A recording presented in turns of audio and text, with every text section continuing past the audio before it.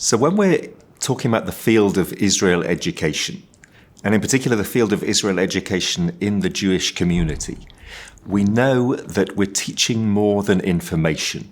What we're interested in doing is building a knowledgeable connection, but also an emotional connection between the learner and what's being taught. And when we're talking about emotions, and then we're talking about Israel, we know that for our learners and for Israel itself, Israel is emotionally complex. And when things are emotionally complex, it means that people have different opinions. And sometimes their opinions are based on information, and sometimes their opinions are based on their gut feelings. And when we have these different opinions, we need to be able to talk about them. When we talk about different opinions, together with emotions, we tend to get disagreements and arguments. So working that way back, we need to be able to argue in order to be able to learn and teach about Israel. So when we are teaching about Israel and we're engaging with Israel in its disagreements, it's kind of easy. We've only got three massive challenges. Challenge number one is, of course, Israel is divided. Israel is an ongoing argument or series of arguments between the religious and the secular and the liberal and the non-liberal and the Arab and the Jewish and the Palestinian and the Israeli and rich and poor and periphery and central. Massive disagreements within Israeli society, within the subject that we're talking about.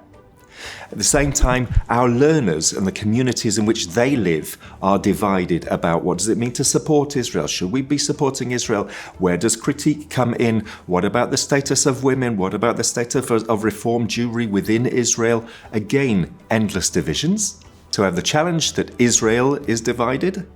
We have the challenge that the learners and the community of learners is divided. And the third challenge is that disagreements and arguments are more and more difficult.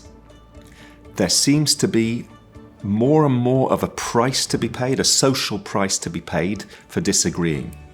On the one hand, I'm worried about whether I might get judged for something that I have to say. On the other hand, it might be that something that I have to say is going to spark off an argument. I might put my relationships in danger. It tends to be that we, in order to have a healthy conversation, or what feels like a comfortable conversation, the more comfortable we're trying to make things, the less we touch on issues of disagreement. And so every conversation tends to be thin, a thinner area of common ground, which is getting thinner and thinner.